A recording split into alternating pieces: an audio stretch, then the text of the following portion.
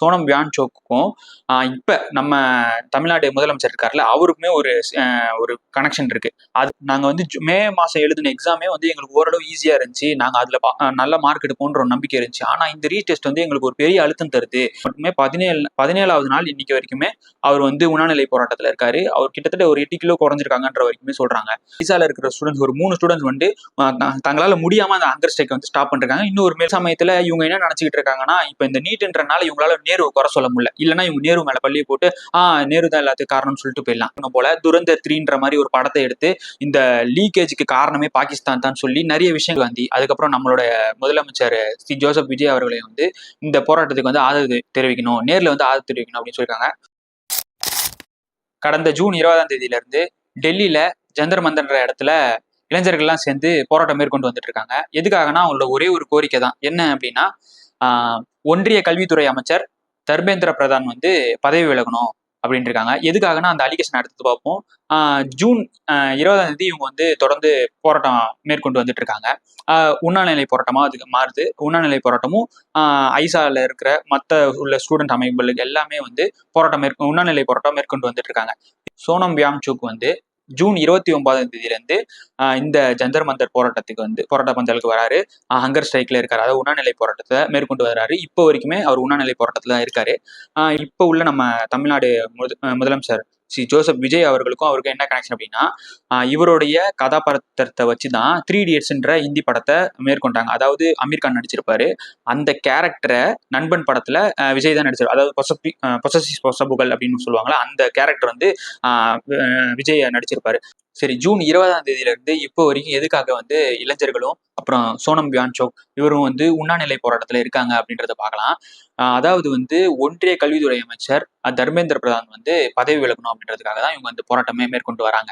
எதனால அவர் பதவி விலகணும் அப்படின்னு பார்த்தா, நீட் முறைகேடு, அதுக்கப்புறம் சிபிஎஸ்சியோட ரிசல்ட் முறைகேடுன்ற மாதிரி நிறைய பிரச்சனைகள் இருக்கு அவரை சுத்தி.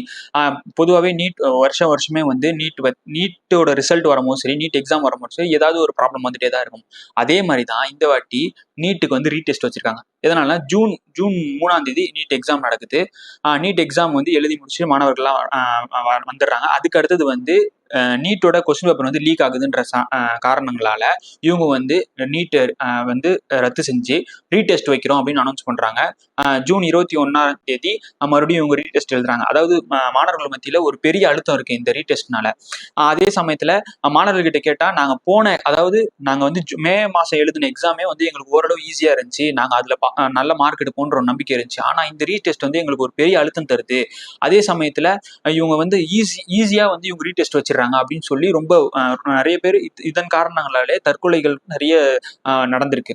அதே சமயத்துல அடுத்து வந்து சிபிஎஸ்சில என்னன்னா, இவங்க இந்த வாட்டி வந்து மார்க்கிங், அதாவது ஆன் ஸ்கிரீன் மார்க்கிங் அப்படின்ற ஒரு ப்ராசஸ் கொண்டு வராங்க. ஸோ இந்த ப்ராசஸ் படி பார்த்துக்கிட்டீங்கன்னா எல்லாமே டிஜிட்டலைஸ்டு, எல்லாமே வந்து டிஜிட்டல் மூலயமாவே கரெக்ஷன் பண்றது அப்படின்ற ப்ராசஸ்லாம் இருந்துச்சு. ஆனா இதுல என்ன சிக்கல் இருக்கு அப்படின்னு பார்த்துக்கிட்டீங்கன்னா, ஸ்டூடெண்ட்ஸ் வந்து அவங்களோட மார்க் வந்து ரொம்ப டிஃப்ரென்ஸ் அவங்க வந்து நெட்ல ஸ்கோர் எடுப்பாங்கன்னு நினைச்சிட்டு இருக்காங்க. ஆனா மார்க்ஸ் எல்லாம் கம்மியா இருக்கு அப்படின்ற பட்சத்துல அவங்க வந்து பேப்பர் வந்து இது பண்ணும்போது அவங்க எழுதின பேப்பர் அதுல வரல, பேப்பர் மிஸ்ஸிங் ஆகிருக்கிற பிரச்சனை இருந்திருக்கு. அதாவது வேல்யூவேஷன் பார்க்கலாம் அப்படின்ற செக் பண்ணும்போது இவ்வளவு பிரச்சனைகள் இருக்குன்றது தெரிஞ்சதுக்கு அப்புறம் ஒரு 3 இளைஞர்கள் மூலயமா வந்து இந்த விஷயம் வெளியே கொண்டு வந்திருக்காங்க. இந்த மாதிரி பிரச்சனைகள் இருக்கு அப்படின்னு சொல்லிட்டு. அதே சமயத்தில் டீச்சர்ஸ் மத்தியிலுமே வந்து இந்த ஆன் ஸ்கிரீன் மார்க்கிங்ன்ற இது வந்து ஒரு கரெக்டான ஒரு இது சொல்லலை, எங்களுக்கு ரொம்ப ஷார்ட் டைம்ல வந்து எங்களுக்கு இந்த ப்ராசஸை வந்து இம்ப்ளிமெண்ட் பண்ணுங்க சொல்ல ஆரம்பிச்சிட்டாங்க அப்படின்ற ஒரு குற்றச்சாட்டம் அவங்க மேல வந்துச்சு. ஸோ தொடர்ந்து இந்த நீட்டு, அதே சமயத்துல நீட்ல வந்து போன வாட்டியுமே வந்து கிரேஸ் மார்க்ன்ற பிரச்சனை இருந்துச்சு. அதுமே அப்படியே மறந்துட்டாங்க எல்லாமே. ஆனா இந்த வாட்டி வந்து இந்த ரீடெஸ்ட்ன்றது ஒரு பெரிய 20 லட்சம் மாணவர்கள் வந்து எக்ஸாம் எழுதியிருக்காங்க, மறுபடியும் போய் எக்ஸாம் எழுதுங்க அப்படின்னு சொல்றோம். அவங்களுக்கு ஒரு பெரிய மன அழுத்தம் இருந்திருக்கு. இவ்வளவு பிரச்சனைகள் இருக்கும் போது அந்த ஒரு காரணத்தினாலதான் இவங்க வந்து ஒன்றிய அமைச்சர் வந்து தர்மேந்திர பிரதான் வந்து பதவி விலகணும் அப்படின்னு சொல்லி இது பண்ணிருக்காங்க. ஆனா இவங்க இது எதுவுமே காதலே வாங்கவே இல்லை. கிட்டத்தட்ட சோனம் வியான்சோக் மட்டுமே 17வது நாள் இன்னைக்கு வரைக்குமே அவர் வந்து உண்ணாநிலை போராட்டத்துல இருக்காரு. அவர் கிட்டத்தட்ட ஒரு 8 கிலோ குறைஞ்சிருக்காங்கன்ற வரைக்குமே சொல்றாங்க. ஆனா அதை தாண்டி வந்து ஸ்டூடெண்ட்ஸுமே வந்து ஐசால இருக்கிற ஸ்டூடெண்ட்ஸ் ஒரு 3 ஸ்டூடெண்ட்ஸ் வந்து தங்களால முடியாம அந்த ஹங்கர் ஸ்ட்ரைக்கை வந்து ஸ்டாப் பண்ணிருக்காங்க. இன்னொரு மேற்கொண்டு ஒரு 3 ஸ்டூடெண்ட் இருக்காங்க. நிறைய அமைப்புகள், நிறைய ஸ்டூடெண்ட் அமைப்புகள் உள்ள ஸ்டூடெண்ட்ஸுமே வந்து உண்ணநிலை போராட்டத்தை மேற்கொண்டுட்டு தான் இருக்காங்க.